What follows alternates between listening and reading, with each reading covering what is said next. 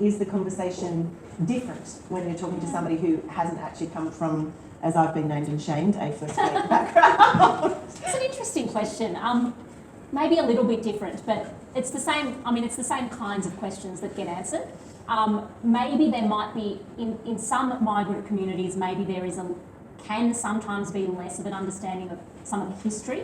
So I think it can be quite good to talk through some of the constitutional history and some of the laws and policies that have been made about Indigenous people. So particularly if they're newer arrivals, maybe they don't have some of that baseline knowledge. So the context can be really important. But in general, I think there's huge goodwill, huge empathy, I think, in migrant communities. So we've got this website called multiculturalforvoice.org.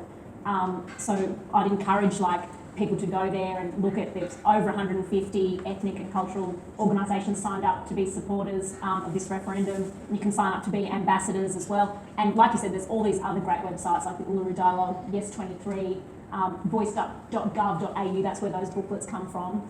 But the empathy is there with a lot of multicultural Australians, because many of us, I'm Indian and Fijian Indian background, we come from countries that have our own histories of colonisation.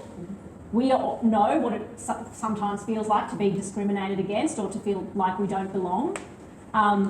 So when we hear the history of what Indigenous people have gone through in this country in terms of some of those laws and policies in the past and the failures, the policy failures of the present, I think there's a lot of empathy there. My parents migrated to Australia in the 70s towards the end of the White Australia policy, and they came from poor backgrounds but got scholarships to study, and as a result, I was born Australian and have grown up so lucky and so privileged and had access to all this amazing opportunity, which is why we love Australia, right? Because it's the land of opportunity for us. And we came here for that opportunity, worked hard, and yes, we've had struggles, but we know when you understand the history, then you understand that Indigenous people in this country have not had access to that same opportunity. And there's very, very clear examples of that you can point to in Australia's history. And I think migrant communities will be targets